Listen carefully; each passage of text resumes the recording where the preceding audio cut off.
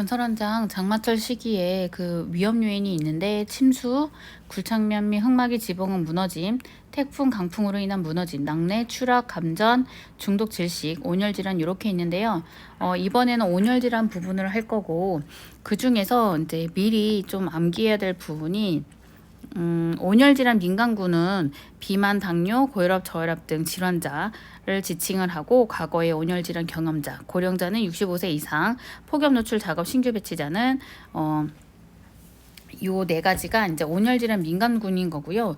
그 다음에 그 기상 상황에 따라서 그 특보를 발령하는 게 있거든요. 근데 그것도 이제 알아주시면 좋을 것 같아요.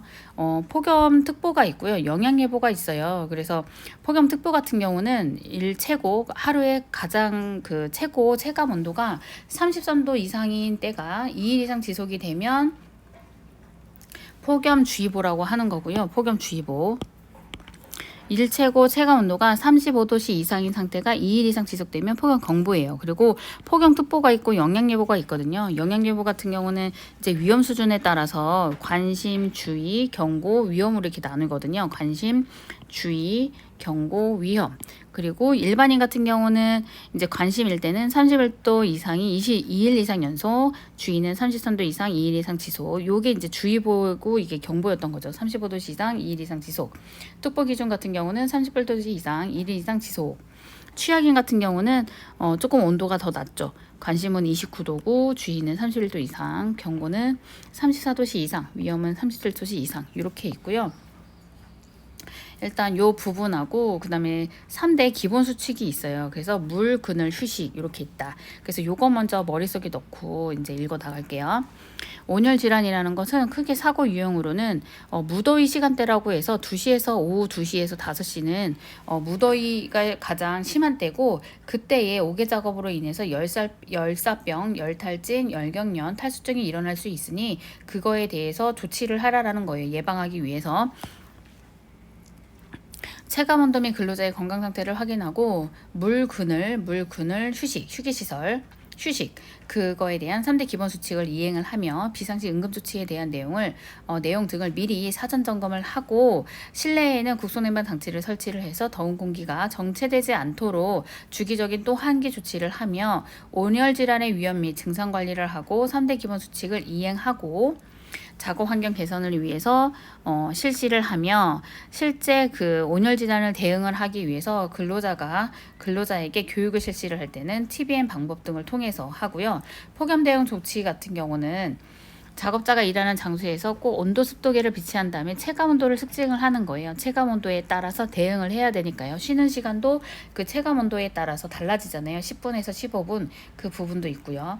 업무 담당자는 폭염 작업에 노출되는 근로자의 건강 상태, 작업 강도, 보냉장고 착용 여부 등 개인별 위험 요인을 확인을 해야 되고 온열질환 민간군 아까 얘기했죠. 비만, 당뇨, 고혈압, 저혈압 등 질환자나 과거 온열질환 경험자, 고령자는 65세 이상, 폭염 노출 작업 신규 배치자 같은 경우는 온열질환 민간군이라고 했어요. 그래서 그 민간군은 별도로 관리하라는 거예요. 작업 강도가 높은 작업에 투입되는 근로자들의 온열질환 징후 및 증상을 항상 모니터링하고 그늘물, 휴식 그 3대 기본 수칙을 준수를 하며 폭염 단계별 아까 그거 있잖아요. 그 주의보, 경보 이런 단계별로 대응 요령을 준수하고 사고 발생 시 조치를 취한다라고 하는 부분인 거고요.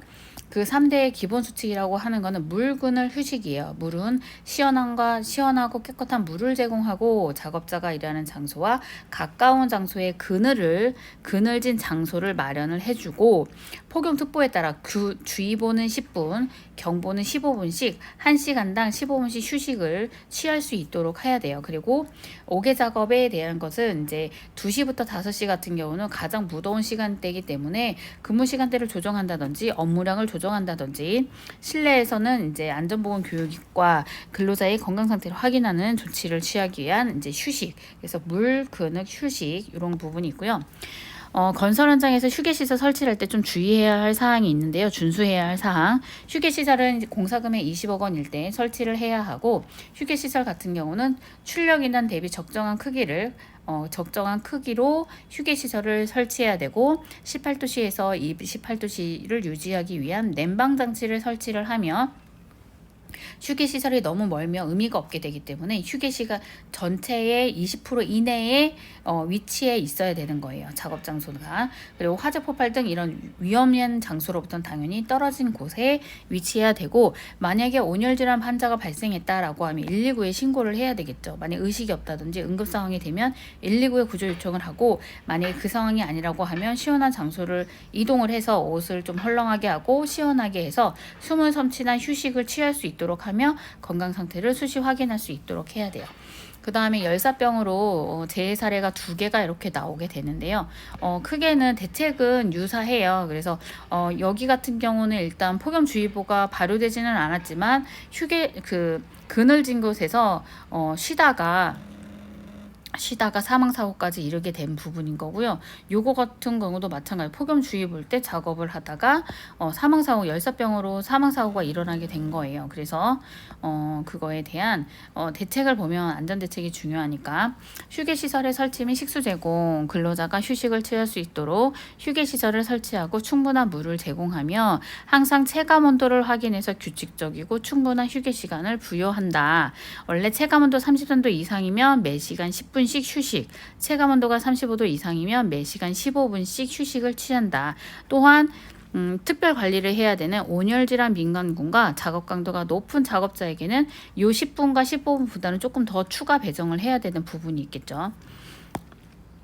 여기도 마찬가지예요. 열사병은 고온다습한 환경에서 장시간 노출될 때에 체온 조절 장애가 일으켜서 생기는 급성질환으로 고온다습한 환경에 노출되는 시간을 최소화하기 위해서 작업 여건에 따라 근무 시간대를 조정하는 등 충분한 휴식을 부여할 필요가 있다. 그래서 휴식, 그늘, 물 요거를 꼭 준수할 수 있도록 하고, 폭염주의 볼 때는 10분씩, 폭염경보는 15분씩. 하지만 온열질환 민간군과 작업 강도가 높은 작업을 할 때는 휴식 부여를 좀 추가로 해줘야 되는 부분이 있고, 무더운 시간대, 즉 2시에서 오후 2시에서 5시는 요 때에 일을 업무량을 조절한다든지 근무 시간을 조금 조정을 해서 최소화할 수 있도록 해야 되는 부분이 있고요. 현장 내에 생수를 비치하고 근로자는 규칙적으로 물을 마실 수 있도록 해줘야 되는 부분이 있는 거예요. 기술 자료에 보면 폭염 관련된 기상 정보가 있는데 요거에 대한 안내 그 책자 같은 거에 항상 나오는 부분이어서 요것도 그냥 간단하게 보고 넘어갈게요. 폭염주의보는 아까 계속 말했듯이 체감온도가 33도씨 이상일 때, 폭염경보는 35도씨 이상일 때였어. 그래서 쉬는 시간이 10분, 15분씩 이렇게 되어 있잖아요. 근데 영양예보가 있어요. 영양예보는 이거를 4단계로 나눴어요. 관심, 주의, 경고, 위험. 앞에서는 주의보, 경고가 있었잖아요. 근데 여기서는 영양예보에서는 위험 수준을 4가지로 나눠져 있어요. 관심, 주의, 경보, 위험. 여기서 특보 기준에서 주의보하고 특보 기준 경보는 같고 그 다음에 특보 기준 경보가 있어요. 그래서 일반인 기준으로 말을 해보면 관심 수준일 때는 31도씨 이상이 2일 이상 지속, 주의는 33도씨 이상, 경고는 35도씨 이상, 위험은 38도씨 이상인데 하루 이상 지속일 때예요. 그리고 나서 취하기는 당연히 요거보다 온도가 더 낮겠죠. 특보와 영향예보 차이점은 특보 같은 경우는 주의보와 경보 2단계로만 되어져 있고, 각종 기상현상으로 인해서 중대한 재해가 발생될 것이 예상될 때 이에 대해서 주의를 환기하거나 이를 경고하는 예보예요. 그래서 주의보, 경보. 종류로는 강풍, 풍랑, 호우, 대설, 건조, 해일, 한파, 태풍, 황사, 폭염 이렇게 10종이가 되는 거고요. 영향예보라고 하는 거는 기상현상의 특정 시기 또는 지역에서 국민의 생명, 신체, 재산, 생활에 미치는 영향 전망과 위험 수준 등을 알리는 예보로서 위험 수준은 4단계, 관심, 주의, 경고, 위험. 그리고 종류로는 폭염, 한파 이렇게 2가지로 영향예보를 하게 돼요. 또한 체감 온도표에서 기온과 습도에 따라서 거기에 따른 관심, 주의, 경고, 위험을 나타낸 그림인 거고요. 그 다음에 기술 자료로 요거 기상청에 나온 근로자 맞춤형 폭염 영향예보 요거를 설명드리려고 이제 한 건데요. 여기에서 보면 관심에서는 31도씨 이상 2일 이상 지속될 때 어떻게 해야 되냐면, 온열 질환에 취약한 근로자 및 작업 강도가 높은 힘든 작업 사전에 확인 및 구분을 해야 되고, 주의 폭염주의보인 거죠. 30도씨 이상이 2일 이상 지속될 때는 시원하고 깨끗한 물을 제공하고 매 시간마다 10분씩 그늘에서 휴식할 수 있도록, 경고는 35도씨 이상 2일 이상 지속될 때 오후 2시에서 5시에는 가급적 하지 않고 충분한 휴식을 매 시간마다 15분씩 할 수 있도록 하면 뭐 근무 시간이라든지 아니면은 여기보다는 더 취약한 사람들한테는 쉬는 시간을 더 줘야 되는 부분이 있는 거죠. 그리고 위험, 폭염 경보에서 위험일 때는 38도씨 이상에서 하루 이상 지속이 되면 오후에서 2시에서 5시는 재난안전 긴급조치 외에 5개 작업을 중지해야 돼. 중지하고 작업 시에는 충분한 휴식 시간을 부여해야 되는 거죠. 매 시간마다 15분씩 부여. 이렇게 돼서 이렇게 크게 이렇게 보면 되고, 자세한 내용은 요게 그 고용노동부의 정책자료실에 있는 부분이라서 그거에서 자세히 좀 더 보시면 될 것 같아요. 그리고 온열 질환 종류에 따라서 현장 대응 요령도 이렇게 나와져 있어요. 열사병에 대해서 주요 증상이라든지 고열이 있고 건조하고 뜨거운 피부, 의식을 잃을 수도 있다. 그렇게 되면 어떻게 해야 되는지 지체 없이 119에 신고하고, 만약에 아니라고 하면, 의식이 있다라고 하면 그래도 옷을 느슨하게 하고 응급조치로 몸에 시원한 물을 적셔서 몸을 식혀주고, 얼음주머니가 있으면 목, 겨드랑이 및 대퇴부 및 가랑이 관절부에 체온을 낮출 수 있도록 해야 되는 부분이 있고요. 그 다음에 열탈진, 열경련, 열실신, 열부종 이런 거에 따라서 각각 참고해 보시면 될 것 같아요. 그리고 이렇게 해서 이제 온열 질환까지 마쳤고요. 그 다음에는 건설 현장 장마철 안전보건 자료가 또 추가로 나와져 있는데, 이 내용도 되게 자세하게 잘 나와져 있는 것 같아요. 그래서 이것도 그냥 한 번에 그냥 빨리빨리 볼 수 있도록 해볼게요.